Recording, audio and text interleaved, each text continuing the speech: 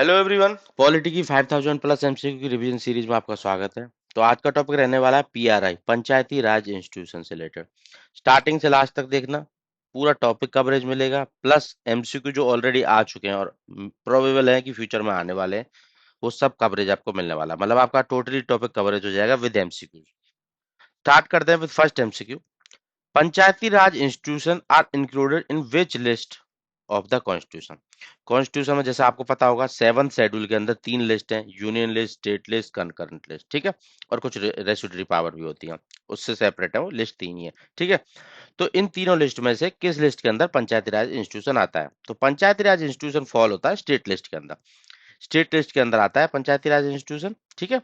तो question exam में कई बार आया हुआ है, ये पीआरआई किस लिस्ट के अंदर आता है? स्टेट लिस्ट के अंदर आता है, ठीक है। स्टेट के पास अथॉरिटी होती है लेजिस्लेट करने की पंचायती राज इंस्टीट्यूशन पे, ठीक है। बट हमारा यूनिफॉर्म स्ट्रक्चर किसके अंदर बनाया था? 73rd अमेंडमेंट 1992 के अंदर, ठीक है।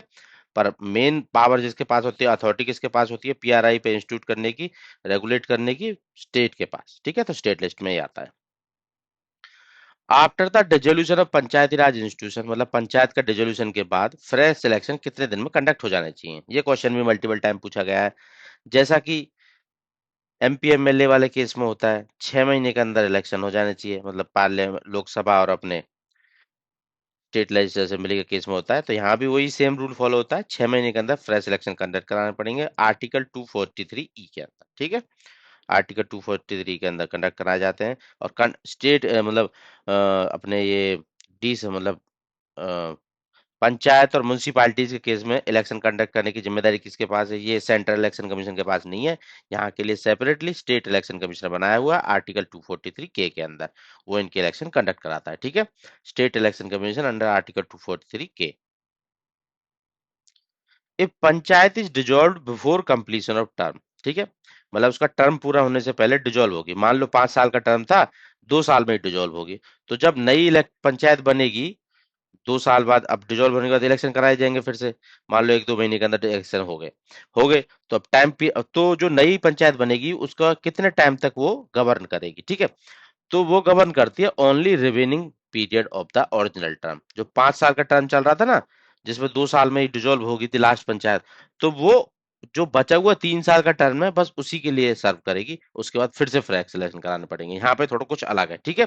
जैसे मतलब अपने पार्लियामेंट और स्टेट लेजिस्लेटिव असेंबली में ऐसा नहीं होता, पर पंचायत केस में ऐसा होता है कि रिमेनिंग टर्म के लिए ही सर्व करते हैं, उसके बाद फिर से फ्रेश इलेक्शन होते हैं, ठीक है। अगर कई बार कैसा केस हो जाता है कि रिमेनिंग टर्म 5-6 महीने से कम का टर्म है, मतलब कि 5 साल के लिए टेन्योर था, 4.5 साल के बाद डिसॉल्व होगी, तो अब 6 ही महीने बचे, तो 6 महीने को कंसिडर नहीं किया जाएगा। उसके में फ्रेश इलेक्शन होंगे तो वो अपना पूरे 5 साल के लिए सर्व करेगी। बट अगर मैक्सिमम 6 महीने से ज्यादा का टर्म रहता है तो वो अ, उस जो रिमेनिंग पीरियड है उसके लिए ही सर्व करेगी बस, ठीक है। ये क्वेश्चन कई बार आया हुआ है, please note it down. Under the constitutional amendment act were 33% for women Panchayati Raj institution provided, ठीक है। किस कॉन्स्टिट्यूशनल अमेंडमेंट के एक्ट के थ्रू पंचायती राज इंस्टीट्यूशन के अंदर 1/3 मतलब 33% रिजर्वेशन प्रोवाइड है वुमेन के लिए, ठीक है। तो ऐसा किया गया 73rd अमेंडमेंट के थ्रू ही, जिसके थ्रू पीआरआई को कॉन्स्टिट्यूशनल किया गया था। तो वहीं पे मेंशन है 1/3 सीट रिजर्व होंगे वुमेन के लिए at all level, even at chairperson level, ठीक है। और इस 1/3 में SC ST की लिस्ट में भी 1/3 देना पड़ेगा, टोटल वुमेन की लिस्ट में 1/3 देना पड़ेगा, चेयरपर्सन की लिस्ट में 1/3 देना पड़ेगा, मतलब एट ऑल लेवल, ठीक है। वहां पे सब जगह 1/3 इसका रिजर्वेशन रहेगा। आर्टिकल 40 किससे डील करता है? Article 40 of Indian constitution direct the state to, क्या किसके लिए डायरेक्ट करता है स्टेट को? To organise village panchayat and endow them with power, ठीक है। डीपीएसपी का पार्ट है ये। Who is widely regarded as architect of Panchayati Raj? Panchayati Raj का आर्किटेक्ट किसे बोला जाता है? ये क्वेश्चन भी मल्टीपल टाइम पूछा हुआ है एसएससी में। तो आर्किटेक्ट बोला जाता है पंचायती राज इंस्टीट्यूशन का बलवंत राय मेहता जी को। इनकी एक कमेटी बनी थी 1957 में, जिन्होंने डिसेंट्रलाइज करने का रिकमेंडेशन किया था, पावर टू दीज पीआरआईज, ठीक है। 1957 में 3 टायर स्ट्रक्चर बनाने के लिए पंचायती राज सिस्टम इन्होंने रिकमेंड किया था। तो इसलिए इनको आर्किटेक्ट बोलते हैं पंचायती राज इंस्टीट्यूशन का, ठीक है। Which was the first state in India to adopt Panchayati Raj system? Panchayati Raj system को अडॉप्ट करने वाला पहला स्टेट कौन था इंडिया में? तो ये किया गया था राजस्थान के अंदर 1959 में, जैसे 57 की रिकमेंडेशन आई थी बलवंतराय मेहता कमेटी की, तो 1959 में राजस्थान से शुरू हुआ था 2 अक्टूबर से नागौर डिस्ट्रिक्ट में। ये डिस्ट्रिक्ट भी कई बार पूछ लिया जाता है, तो please mark this also, Nagaur district Rajasthan से, वहां से सबसे पहले स्टार्ट हुआ था पंचायती राज इंस्टीट्यूशन, ठीक है। बट मतलब कॉन्स्टिट्यूशन नहीं हुआ था उस टाइम पे, पर पंचायती राज सिस्टम शुरू हो गया था। कॉन्स्टिट्यूशन में मेंशन नहीं, मतलब 73 74 अमेंडमेंट नहीं आए थे, उससे पहले ही शुरू हो गया था PRI system Rajasthan Nagaur district से। बट जब एक्ट आया था, मतलब इसके बाद सेकंड स्टेट कौन था जिसने अडॉप्ट किया था इसको? आंध्र प्रदेश। मतलब पहले राजस्थान फिर Andhra Pradesh. Panchayati Raj system in India primary represent, क्या रिप्रेजेंट करता है? पंचायती राज सिस्टम जो बनाया गया है, ये रिप्रेजेंट कर रहा है पॉलिटिकल डिसेंट्रलाइज करना, ग्रास रूट डेमोक्रेसी को प्रमोट करना, ये इसका मेन पर्पज है। Concept of democratic decentralization in India was first recommended by which committee? जो democratic decentralization टर्म जो पहली बार यूज की गई थी, ये किसके द्वारा, किस कमेटी के द्वारा रिकमेंड की गई थी? देखो ये सारी कमेटी रिलेटेड है पीआरआई से। तो सबसे पहले जो रिकमेंड की गई थी डेमोक्रेटिक डिसेंट्रलाइजेशन, वर्ड याद रखना है, इसी से क्वेश्चन कन्वर्ट होने वाला है। डेमोक्रेटिक डिसेंट्रलाइजेशन रिकमेंड किया गया था पहली बार बलवंत राय मेहता कमेटी 1957 में, ठीक है। इसी ने बात की थी डेमोक्रेटिक डिसेंट्रलाइज करने की पीआरआई सिस्टम को, ठीक है। अशोक मेहता कमेटी ने, और ये एक और चीज याद रखना, इन्होंने 3 टायर गवर्नमेंट बनाने के लिए रिकमेंड किया था। क्या रिकमेंड किया था? 3 टायर स्ट्रक्चर बनाने के लिए, ठीक है। बलवंत राय जी ने, पहली कमेटी थी 1957 में। अब इसके बाद क्वेश्चन आ जाता है, अशोक मेहता कमेटी ने पंचायती राज बनाने के लिए कौन सा मॉडल का पंचायती राज बनाने के लिए बोला था? उसने 3 टियर वाला, 2 टियर वाला, 4 टियर वाला, या डिस्ट्रिक्ट लेवल ऑटोनॉमस मॉडल? तो उन्होंने बोले थे 2 tier model. Ashok Mehta committee 1978 77 78 के अराउंड टाइम है, ठीक है। इन्होंने 2 टियर मॉडल बनाने के रिकमेंड किया था। 2 टियर में कौन सा मॉडल इन्होंने छोड़ दिया था? 2 टियर में ना जो ग्रास रूट रहता है ना, बिल्कुल पंचायत, ग्राम पंचायत, उसको इन्होंने छोड़ दिया था, बट डिस्ट्रिक्ट और ब्लॉक लेवल जिसमें मल्टीपल विलेजेस आ जाएंगे, ये दो रिकमेंड किए थे इन्होंने, ठीक है। इन्होंने जिला परिषद मतलब डिस्ट्रिक्ट लेवल पे, और मंडल पंचायत ग्रुप ऑफ विलेज, ये रिकमेंड किए थे, इनकी रिकमेंडेशन थी ये अशोक मेहता कमेटी की 1977 78 का टाइम, ठीक है। फिर उसके बाद जब 73rd अमेंडमेंट एक्ट लाया गया था, तो उसके थ्रू 11th शेड्यूल को भी ऐड किया गया था। 11th शेड्यूल में सब्जेक्ट थे जिन पे पंचायती राज इंस्टीट्यूशन गवर्न कर सकता है, लॉ बना सकता है, ठीक है, पावर उनकी, उसके उन टॉपिक्स पे। तो 11th शेड्यूल में इंडियन कॉन्स्टिट्यूशन के पंचायती राज में कितने सब्जेक्ट है, कितने सब्जेक्ट पीआरआई को दिए हुए 11th शेड्यूल के अंदर? वो दिए हैं 29 सब्जेक्ट, ठीक है। 29 सब्जेक्ट की लिस्ट में यहाँ पे ऐड नहीं किया हूँ, please you have to Google it, और वहां से जाके आप पूरा देख सकते हैं, उस पर भी क्वेश्चन आए हुए हैं, मैं फर्दर लेक्चर में वो भी ऐड करूंगा, ठीक है। तो पंचायती राज इंस्टीट्यूशन को 29 सब्जेक्ट से इंटरेस्ट किया गया है। ये rural development, agriculture, health, poverty alleviation वगैरह से मेनली रिलेट करते हैं। Which was first state to implement the provision of 73rd, मतलब 73rd में देखो पहली बार पीआरआई स्टार्ट करने वाला कौन सा स्टेट था? वो हिस्ट्री में 1959 में राजस्थान नागौर डिस्ट्रिक्ट से, ठीक है। आंध्र प्रदेश दूसरे नंबर पर आता था। बट अभी क्वेश्चन क्या पूछ रहा है कि 73rd अमेंडमेंट, ये जो आया है 73rd अमेंडमेंट आया, एक्ट आया है, इसको इम्प्लीमेंट करने वाला पहला स्टेट कौन बना था? तो इसको इम्प्लीमेंट करने वाला पहला स्टेट बना था एमपी, ठीक है। ये आपको याद रखना है, दोनों डिफरेंस, कि पीआरआई किसने स्टार्ट किया था वो अलग चीज थी, और 73rd अमेंडमेंट मतलब कॉन्स्टिट्यूशनलाइज कर देना, उसको इम्प्लीमेंट करना वाला पहला स्टेट एमपी अलग है, ठीक है। पंचायती राज डे कब मनाया जाता है? हर साल। अब देखो जिस दिन इसको इनेक्ट किया गया था, जैसे 1992 में ये एक्ट आया, बट उसको फोर्स में रखा गया, मतलब इम्प्लीमेंट किया गया, वो वो डेट होगी 24 अप्रैल 1993। तो 24 अप्रैल को हर साल पंचायती राज डे सेलिब्रेट किया जाता है, ठीक है। पंचायती राज इंस्टीट्यूशन किस पार्ट में आते हैं? पीआरआई को किस पार्ट में ऐड किया गया था? ठीक है, पार्ट नंबर होगा 9, और उसके बाद 11th शेड्यूल 73rd अमेंडमेंट के थ्रू पार्ट 9 को ऐड किया गया, जहां पे पीआरआई आता है, और 11th शेड्यूल को ऐड किया गया, ठीक है। अगर आपसे पूछ ले पार्ट 9 ए में क्या आता है, पार्ट 9 ए में म्यूनसिपैलिटीज वगैरह आती हैं, ठीक है। और 9 बी में क्या आता है? कोऑपरेटिव्स आती हैं। तो पार्ट 9 किससे रिलेटेड है? B answer will the correct answer, PRI से रिलेटेड है। और आर्टिकल्स पूछ ले, कौन से आर्टिकल है? आर्टिकल 243 से शुरू होगा 243 ओ तक, ठीक है, पीआरआई से रिलेटेड है। Who is the primary responsible administration of gram panchayat? Gram panchayat के एडमिनिस्ट्रेशन के लिए प्राइमरी पर्सन कौन है जो रेस्पॉन्सिबल है? तो हेड होगा। हेड कौन होता है ग्राम पंचायत लेवल पे? सरपंच और प्रधान, मुखिया, कुछ भी बोल सकते हैं, ठीक है।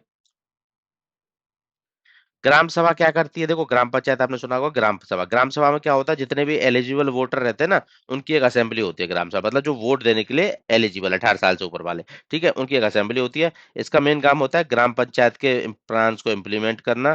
ग्राम पंचायत क्या करती है? इम्प्लीमेंट करती है, सब कुछ एडमिनिस्टर करता है, ठीक है। ग्राम सभा क्या करती है? प्लान को अप्रूव करती है और इस पे सुपरविजन का काम करती है ग्राम पंचायत के ऊपर। Panchayati Raj in India is made on the basis of which DPSP, मतलब किस डीपीएसपी के अकॉर्डिंग पंचायती राज सिस्टम बनाया गया? आर्टिकल 40 में मेंशन था प्रॉपर्ली, स्टेट को गाइडेंस थी पंचायती राज सिस्टम बनाने के लिए। Provision regarding panchayat and municipality are added in the constitution in which year? किस ईयर में ऐड किया गया था ये provision? 73rd amendment, 74th amendment, किस साल लाया गया था?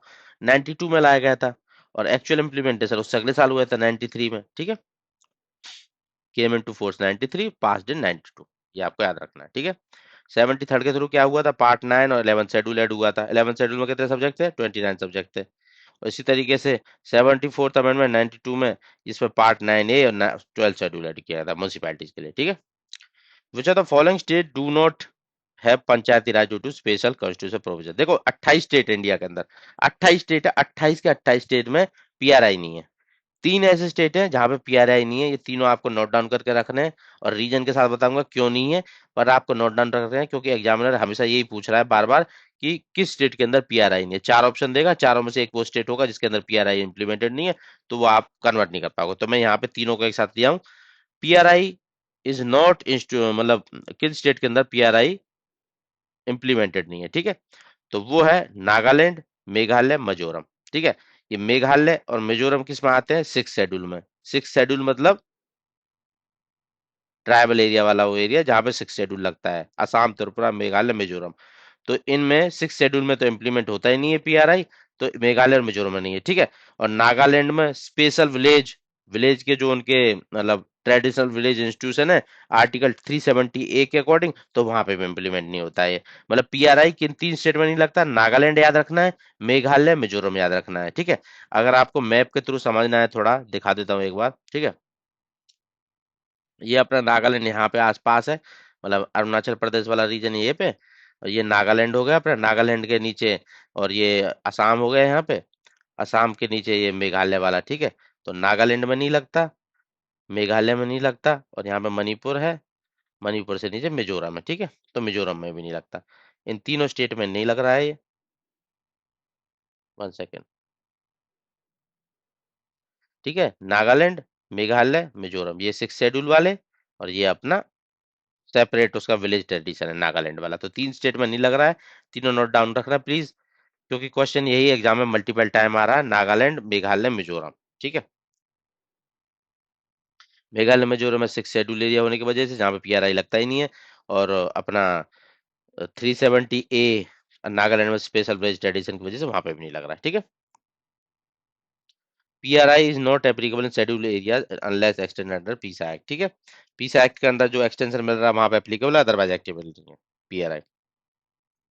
इन विच 5 year plan was Panchayati Raj system introduce for the first time? First time जब पंचायती राज सिस्टम इंट्रोड्यूस किया गया था, तो उसको कॉन्स्टिट्यूशनल मतलब 73rd और 74th अमेंडमेंट एक्ट तो नहीं आए थे उस टाइम पे 1959 में, ठीक है। तो उस टाइम पे 5 ईयर प्लान कौन सा था, ये क्वेश्चन ही पूछा है। तो सेकंड 5 ईयर प्लान चल रहा था उस टाइम पे, second 5 year plan.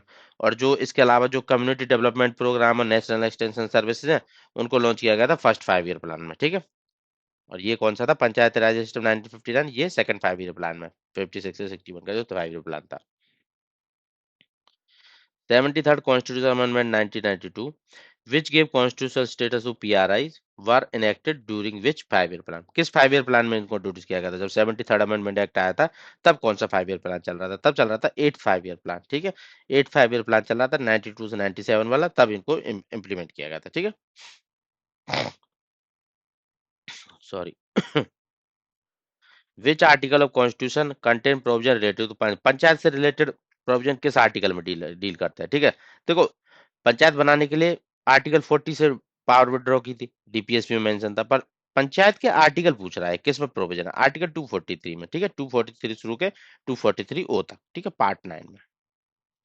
Election to Panchayat Raj institution conductor किस आर्टिकल में इलेक्शन के बारे में मेंशन है? 243 के अंदर मेंशन है, ठीक है, कि 6 महीने में इलेक्शन हो जाना चाहिए, वो सब, ठीक है। स्टेट इलेक्शन कमीशन कंडक्ट कराएगा इलेक्शन, ये सब वहां पे मेंशन है, ठीक है। Which article specified duration of panchayat, panchayat raj का जो ड्यूरेशन है 5 साल का, किस आर्टिकल के आंसर मेंशन है कि इसका इतना ड्यूरेशन होना चाहिए? ड्यूरेशन है 243 ए के अंदर मेंशन, ठीक है। ग्राम सभा किस आर्टिकल के अंदर डिफाइन है? ग्राम सभा की डेफिनेशन 243 ए के अंदर, ग्राम सभा की डेफिनेशन। रिजर्वेशन जो वुमेन को दिया हुआ है पंचायती राज इंस्टीट्यूशन और वुमेन को, एससी एसटी को, ये किस आर्टिकल में? आर्टिकल 243 डी में। देखो इन आर्टिकल से भी कई बार क्वेश्चन आते हैं, तो तीन चार जो इंपोर्टेंट इंपोर्टेंट थे मैं ऐड कर दिया हूँ। Which committee first recommended giving constitutional status to panchayat, मतलब पंचायती राज इंस्टीट्यूशन को कॉन्स्टिट्यूशनल स्टेटस देने की बात सबसे पहले किसने की थी? सबसे पहले ये की थी एलएम सेगमी ने, ठीक है। अब तक सब पंचायती राज इंस्टीट्यूशन बनाने की बात कर रहे थे, डेमोक्रेटिक डिसेंट्रलाइजेशन की बात कर रहे थे, बस उसको कॉन्स्टिट्यूशनल स्टेटस देने की बात किसने की थी? एलएम सेगमी कमेटी ने सबसे पहले, ठीक है। विच कमेटी, देखो ये टर्म याद रखना, ये टर्म पे क्वेश्चन आ रहे हैं। कॉन्स्टिट्यूशनल स्टेटस देने की बात किसने की थी? एलएम सिंह ने। चारों में से सिंपल ऐसे ही क्वेश्चन आएगा, इससे ज्यादा एडवांस आएगा नहीं।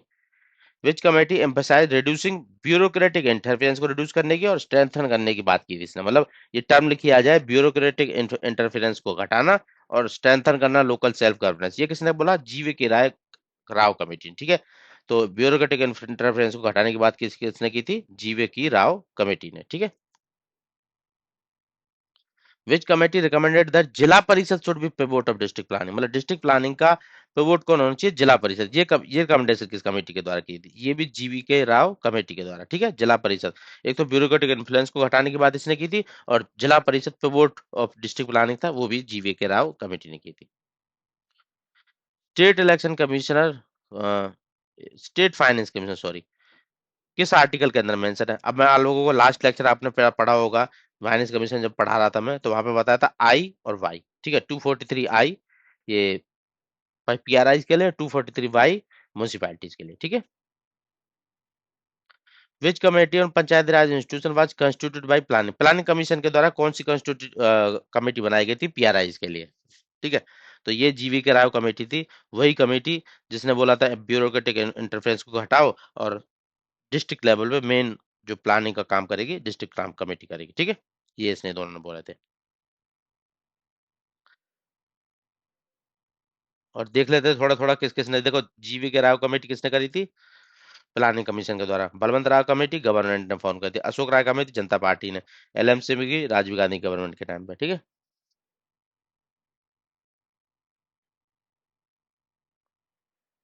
पंचायती Raj system in India is, देखो क्वेश्चन कई बार इस पे भी आ जाता है टाइम पीरियड पे। बलवंत राय 57 में, अशोक मेहता 77 में, सीक्वेंस पे भी क्वेश्चन आता है। जीवी के राय 85 में, एलएम सिंह भी 86 में, ठीक है। इस पे भी क्वेश्चन आए हुए हैं, तो सीक्वेंस भी थोड़ा देख लेना टाइम पीरियड के हिसाब से। PRI, Panchayati Raj in India is organise at how many levels as per 73rd amendment, कितने लेवल है पीआरआई के 73rd अमेंडमेंट के अंदर? 3 लेवल है। 3 लेवल में कौन सा? सबसे पहले ग्राम पंचायत होगी, फिर पंचायत समिति और ब्लॉक पंचायत बोल देंगे जिसको, इंटरमीडिएट लेवल पे, फिर जिला परिषद होगी, ठीक है। बट एक प्रोविजन और ऐड किया हुआ है साथ साथ, 20 लाख से कम की पॉपुलेशन होगी जिस स्टेट की, वहां पे 2 ही लेवल रहेंगे, ठीक है। एक लेवल को स्किप कर सकते हैं, इंटरमीडिएट लेवल को, ठीक है। मतलब ग्राम पंचायत हो जाएगी और सीधा जिला परिषद हो जाएगी, बीच वाले लेवल को स्किप कर दो। 20 लाख से कम पॉपुलेशन होनी चाहिए उस केस में।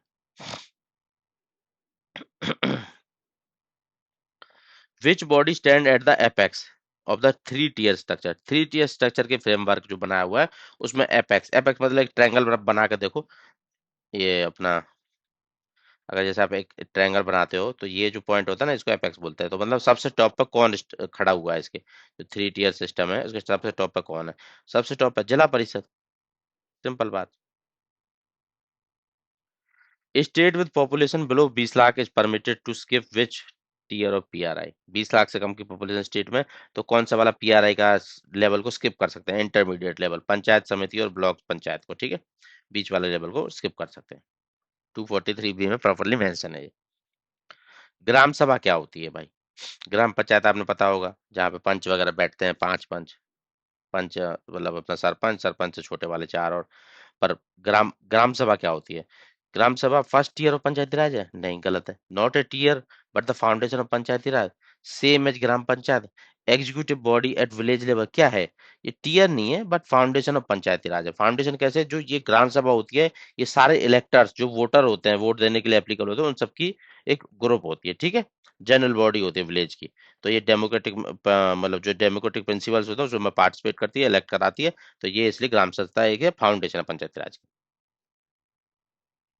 Who is regarded as father of local self government, ठीक है। ये हिस्ट्री का क्वेश्चन है, जिसको फादर ऑफ लोकल, मतलब पॉलिटी से अगर देखने जाएंगे हिस्टोरिकल पॉइंट ऑफ व्यू से, तो लोकल सेल्फ गवर्नमेंट के फादर किनको बोला जाता है? ये बोला जाता है लॉर्ड रिपन को, क्योंकि इन्होंने 1882 में सबसे पहले ये सब, मतलब डेमोक्रेटिक लोकल बॉडीज बना फाउंडेशन रखी थी। तो इसलिए इनको टाइटल ये मिला हुआ है, father of local self government, ठीक है, lord Ripon.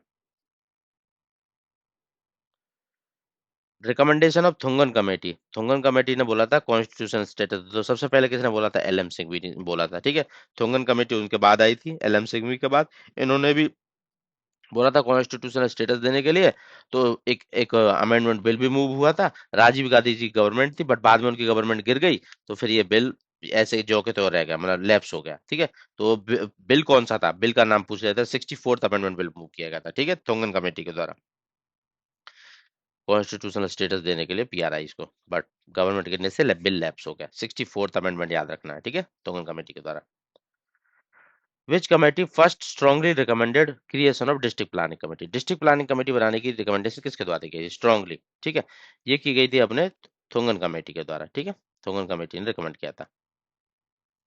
Thongon committee recommended transfer of which of the following to PRI? PRI को ट्रांसफर करने की बात की, मतलब कॉन्स्टिट्यूशनल पीआरआई बनाने की बात की इन्होंने। तो उनको कॉन्स्टिट्यूशनलाइज करने के लिए फंड भी चाहिए, फंक्शन भी चाहिए, फंक्शनरी भी चाहिए। तो ये मतलब ये इन्होंने तीनों बात की थी, ठीक है, ऑल ऑफ द एलएमसेवी committee recommended creation of which mandatory body at village level? Village level पर किस मैंडेटरी बॉडी बनाने की बात की थी एलएमसीक्यू के द्वारा? मतलब ये तो होना ही चाहिए। ग्राम सभा, ग्राम सभा मतलब बॉडी ऑफ इलेक्टर्स जो इलेक्ट करके करेंगे लोगों को, ठीक है।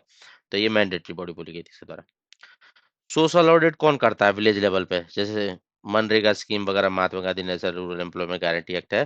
तो सोशल ऑडिट कौन करता है विलेज लेवल स्कीम्स की? मतलब एग्जीक्यूटिव तो यही अपने ग्राम पंचायत वगैरह ये सब, पर उनकी ऑडिट करने के लिए किसको पावर दी गई है? ये दी गई है ग्राम सभा को। ग्राम सभा के पास पावर होती है ऑडिट्स वगैरह की, ठीक है। Which are the following the key function of gram sabha under 73rd amendment? 73rd amendment में क्या की फंक्शन है ग्राम सभा का? प्रिपेयर करना डिस्ट्रिक्ट बजट, ये इनके हाथ में नहीं है, बजट को ना प्रिपेयर कर रहे हैं। प्लान्स को अप्रूव करना, प्रोग्राम्स ऑफ ग्राम पंचायत, ग्राम पंचायत के जो प्लान और प्रोग्राम होते हैं उनको अप्रूव करने का पावर किसके पास होता है? अपने ग्राम सभा के पास, ठीक है। Which of the following is not a rule of gram sabha? Gram सभा का किनमें से कौन सा रूल नहीं है? सुपरवाइज करना ग्राम पंचायत का, सुपरवाइज तो करती है ही ना, प्लान वगैरह को अप्रूवल देती है, ऑडिट करती है। अप्रूविंग एनुअल बजट, ये भी यही करती है, अप्रूवल देना सब स्कीम वगैरह को, बजट वगैरह को। सोशल ऑडिट कराना, सही बात है। लॉ एंड ऑर्डर पास करना, पब्लिक ऑर्डर, ये इसके पास पावर नहीं होती, ठीक है। तो D is the correct answer. और वैसे भी स्टेट लिस्ट में आता है वो, ग्राम सभा में नहीं आता लॉ एंड ऑर्डर, ठीक है, police and law order. 73rd constitution amendment के थ्रू किस तरीके के रिजर्वेशन मैंडेटरी है उसमें? मतलब 73rd अमेंडमेंट जो ऐड किया गया है उसके द्वारा किस रिजर्वेशन को मैंडेटरी बोला गया है? तो वो रिजर्वेशन है अपने एस सी एस टीज के लिए, seats for S C S T mandatory in proportion to their population, ठीक है। और साथ ही साथ वुमेन के लिए 1/3, ठीक है। कॉन्स्टिट्यूशनल मैंडेट रिजर्वेशन पर वुमेन कितना मैंडेटेड है? 1/3, 33%, नॉट लेस देन 33%। और किसी किसी स्टेट में तो अभी मतलब इसमें सिंपल बोला गया कि एक तिहाई से कम नहीं होना चाहिए। तो कहीं कहीं स्टेट पे ऐसे भी एक्ट लाए गए हैं जहाँ 50% तक पहुंच चुका है, ठीक है। तो not less than 1/3। Which reservation is optional? PRI के अंदर एक रिजर्वेशन को ऑप्शनल भी बोला गया है कि यहाँ पे इनके लिए भी आप रिजर्वेशन इंप्लीमेंट कर सकते हो if you want. State state पर, मतलब स्टेट पर डिपेंडेंट है ये। तो ये ओबीसी के लिए बोला गया है, ठीक है, वॉलेंट्री वॉलेंट्री रिजर्वेशन आप देना चाहते हो तो। मैंडेटरी मैंडेटरी किसके लिए था? वुमेन के लिए और एस सी एस टी के लिए। Reservation of chairperson post, sarpanch, pradhan, zila parishad for S C S T women is, ठीक है। जो चेयरपर्सन की पोस्ट का वो भी मैंडेटरी है, मतलब हर लेवल पे रिजर्वेशन मैंडेटरी है, ठीक है, 1/3 वुमेन के लिए और एस सी एस टी के लिए इनकी पॉपुलेशन के अकॉर्डिंग। तो वो एट एवरी लेवल। तो आंसर विल बी मैंडेटरी, ठीक है, हर लेवल पे। ऐसा नहीं कि सारी की सारी उनके लिए रिजर्व होंगी, बट मतलब इतने चेयरपर्सन है जिला परिषद लेवल पे, तो उसका वन थर्ड वुमेन के लिए रिजर्व होना चाहिए, और SC ST की पॉपुलेशन के अकॉर्डिंग रिजर्व होना चाहिए, ठीक है। Who act the chief executive officer of panchayat samiti, panchayat समिति के चीफ एग्जीक्यूटिव ऑफिसर की तरह कौन काम करते हैं? इसके लिए होते हैं पंचायत समिति मतलब ब्लॉक पंचायत, ब्लॉक पंचायत के लिए ब्लॉक डेवलपमेंट ऑफिसर होते हैं, वो चीफ एग्जीक्यूटिव CEO की तरह काम करते हैं पंचायत समिति और ब्लॉक पंचायत के लिए। क्या करते हैं? एग्जीक्यूट करेंगे स्कीम अप्रूव पंचायत समिति के द्वारा, सुपरवाइज करेंगे ग्राम पंचायत को, कोऑर्डिनेट करेंगे डेवलपमेंट प्रोग्राम ब्लॉक लेवल पे, ठीक है, मतलब एक तरह एग्जीक्यूटिव की तरह काम करेंगे। In panchayat raj system following are elected directly by the people except, देखो PRI के अंदर सब इलेक्शन डायरेक्टली होते हैं, डायरेक्ट इलेक्शन होते हैं, इनडायरेक्ट इलेक्शन एक दो जगह होते हैं, वो कौन सी जगह है, ठीक है। इनडायरेक्ट इलेक्शन होते हैं अपने चेयरपर्सन के लिए जिला परिषद लेवल पर, ठीक है। और अगर चेयरपर्सन पंचायत समिति का होता है वहां भी इनडायरेक्ट होता है, मतलब चेयरपर्सन लेवल पे जिला परिषद, मतलब सेकंड टीयर और थर्ड टीयर अपने नगर पंचायत, सॉरी, पंचायत समिति या ब्लॉक पंचायत और जिला परिषद लेवल पे जो चेयरपर्सन बनते हैं, हेड बनते हैं, वो होते हैं इनडायरेक्ट इलेक्शन, बाकी सब डायरेक्ट इलेक्शन, ठीक है।